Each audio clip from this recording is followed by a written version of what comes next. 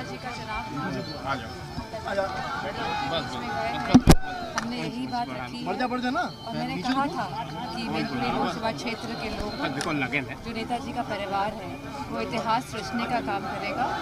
और आज ये जीत जो हमें मिली है, ये जीत मेरी नहीं है, ये इस क्षेत्र के सभी लोगों की जीत है और ये जीत नेताजी को समर्पित है। डिम्पल जी, आपको इतनी बड़ी रिकॉर्ड जीत की उम्मीद थी क्या? यह क्षेत्र नेताजी की कर्मभूमि रही है।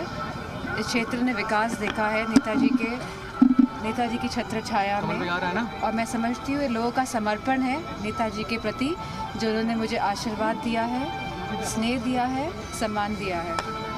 ऐसा आशीर्वाद, ऐसा स्नेह तो नेताजी के रहने पे भी जनता ने वो आशीर्वाद, उसने उस कदर नहीं दिया जो आज आपको दिया है उनके जाने के बाद।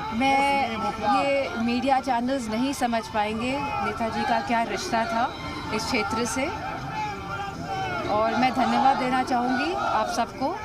आप लोगों ने भी बहुत अच्छी कवरेज दी है।